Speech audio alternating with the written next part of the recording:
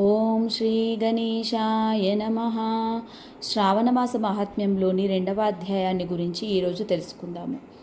పైన సనత్కుమారుడు వివరించిన దానికి ఈశ్వరుడు ఈ విధంగా చెప్పుచున్నాడు. ఈశ్వర ఉవాచ, మహానుభావుడవును బ్రహ్మమానస పుత్రుడవును అగు ఓ సనత్కుమారా, నీవు చేసిన ప్రశ్న బాగుగా ఉన్నది. జ్ఞానము కలవాడవు, వినువారు మంచి గుణములు కలవారును భక్తి కలవారును శ్రద్ధ కలవారును అయిన ఎడల వారికి కోరిన ప్రశ్నలను గురించి ముఖ్యంగా చెప్పవలేను. ఓ మునీశ్వర, శ్రావణ మాసమును గురించి నీవు చేసిన ప్రశ్న ఇదివరలో ఎవరికీ తెలియబడనప్పటికీ నీ యందుండెడి మిక్కిలి ప్రేమ చేత చెప్పుచున్నాను. నీవు ద్వేషము లేనివాడవు, విధేయుడవు, ప్రియమైన వాడవు అయితివి.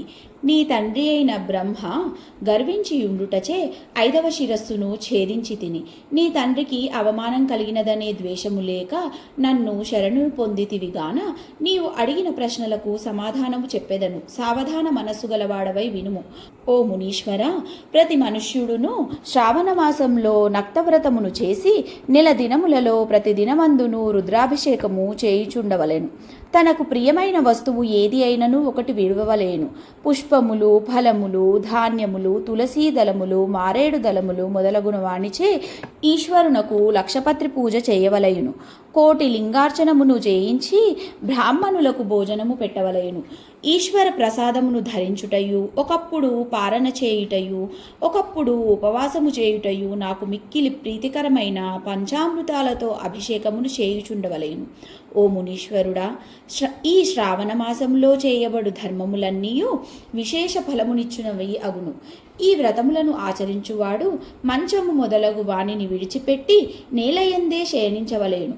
సత్యముగా మాట్లాడుచుండవలేను. బ్రహ్మచర్య వ్రతమును సలుపుచుండవలేను. ఈ మాసమున ఎప్పుడునూ వ్రతశూన్యమైన దానిగా వెళ్ళబుచ్చకూడదు. ఆహార విషయములో అన్నము తినకూడదు. హోమాదులయందు ఉపయోగింపబడిన అన్నము మిగిలిన ఎడల అట్టి అన్నమును భుజించవలేను. ఓ మునీశ్వరుడా, ఆకులను భక్షించవచ్చును, కూరలను భుజింపకూడదు. వ్రతము చేయువాడు సమస్త విధముల చేతును భక్తి కలవాడై ఉండవలేను.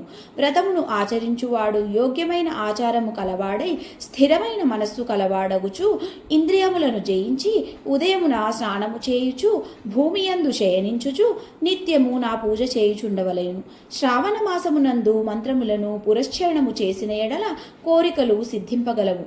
కాబట్టి ఓంకారముతో కూడిన 6 వర్ణములు కలవిగాన శివపంచాక్షరి మంత్రమును, గాయత్రీ మంత్రమును జపించవలేను.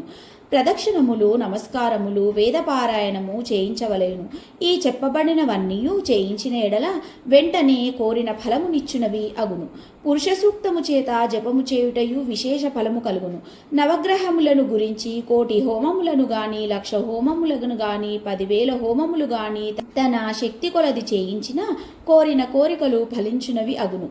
ఎవడైనను ఈ శ్రావణ మాసములో 1 దినమందైనను ధర్మమును ఆచరింపక వ్యర్థముగా గడపువాడు ప్రళయకాల పర్యంతంలో నరకంలో ఉండువాడగును. నాకు ఈ మాసము ప్రియమైనట్లు మరి ఒకటి ఏదైనను ప్రియము కాదు. ఈ మాసము కోరికలు గలవానికి కోరికలను ఇచ్చినదియు, మోక్షము కోరువానికి మోక్షము ఇచ్చినదియు అగును. ఓ మునీశ్వర, ఏ దినములయందు ఏ వ్రతములను ఆచరింపవలయనో చెప్పెదను వినుము.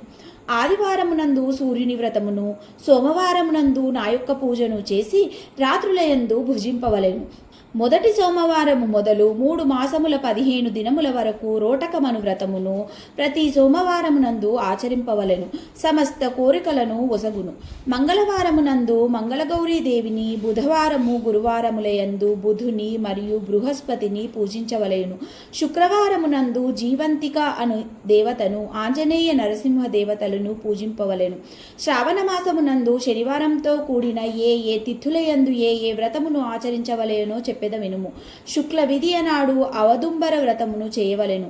శ్రావణ శుక్ల తదియ నాడు గౌరీ వ్రతమును, శుక్ల చవితి నాడు దూర్వా గణపతి వ్రతమును ఆచరింపవలేను. ఈ దూర్వా గణపతి వ్రతమునకే వినాయక వ్రతమనియు 2వ పేరు గలదు. ఓ మునీశ్వరుడా, శుద్ధ పంచమి నాడు సర్పములను పూజించవలేను. ఈ సర్ప పూజయే సృష్టి మొదలుకొని జరుగుచున్నది. షష్ఠి నాడు సూపోదన వ్రతము, సప్తమి నాడు శీతల వ్రతము, అష్టమి నాడు పవిత్రారోపణ వ్రతము, శుక్ల కృష్ణ పక్షములందలి 2 నవమి తిథులయందు నక్త వ్రతము ఆచరించవలెను. శుక్ల దశమి నాడు ఆశాసంజ్ఞం అనెడు వ్రతాన్ని చేయవలేను. శుక్లకృష్ణ 2 పక్షముల ఏకాదశుల యందును విష్ణు సంబంధమైన వ్రతమును చేయవలేను. శుక్ల ద్వాదశి నాడు విష్ణువునకు పవిత్రారోపణమను వ్రతమును చేయవలేను.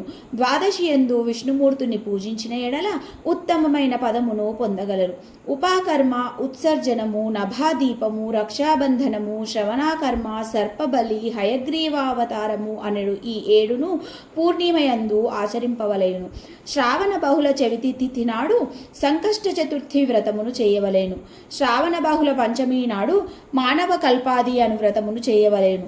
శ్రావణ బహుళ అష్టమి నాడు శ్రీకృష్ణ స్వరూపముగా భగవంతుని పూర్ణమైన అవతారము ఉద్భవించెనుగాన ఆ దినమందు మిక్కిలి ఉత్సవంతో కృష్ణాష్టమి వ్రతమును చేయవలేను.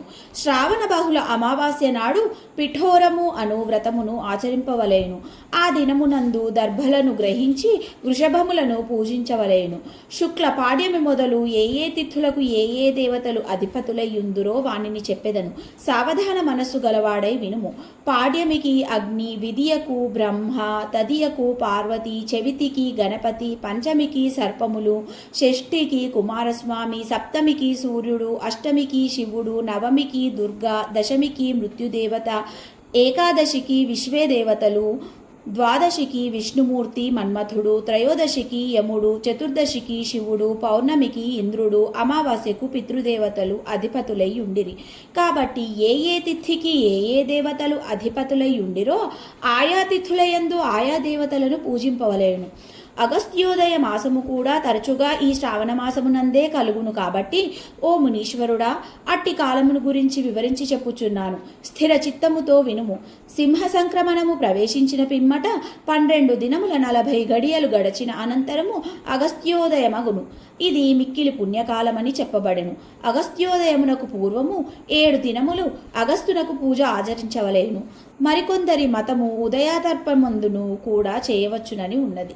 చైత్రము మొదలు 12 మాసముల యందు సూర్యుడు 12 నామములచే చెప్పబడుచున్నాడు.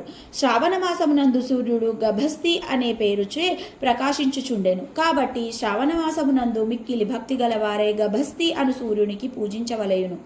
శ్రావణము మొదలు 4 మాసముల యందును చెప్పబడిన వ్రతములను చేయుచు శ్రావణ మాసంలో కూరను, భాద్రపదంలో పెరుగును భుజింపక విడవలేను. ఓ మునీశ్వర, ఆశ్వయుజ మాసమునందు పాలను, కార్తీక మాసమునందు ద్విదలమును విడవలేను. ఈ చెప్పబడినవన్నీయు చేయుటకు సమర్థుడు కాని ఎడల ఒక శ్రావణ మాసమునందైనను చెప్పిన రీతిగా చేసిన ఎడల అన్ని మాసముల యందును చేసిన ఫలమును పొందవాడగును. కాబట్టి నా ఉద్దేశం సంక్షేపంగా నీకు చెప్పితిని. ఓ మునీశ్వర, ఈ శ్రావణ మాసమునందు చేయదగిన వ్రతములను, ధర్మములను గురించి 100 సంవత్సరముల పర్యంతమును చెప్పుటకు ఎవడునూ సమర్థుడు కాడు. నాకును విష్ణుమూర్తికి ప్రీతి కొరకు సమస్త వ్రతములను చేయవలేను.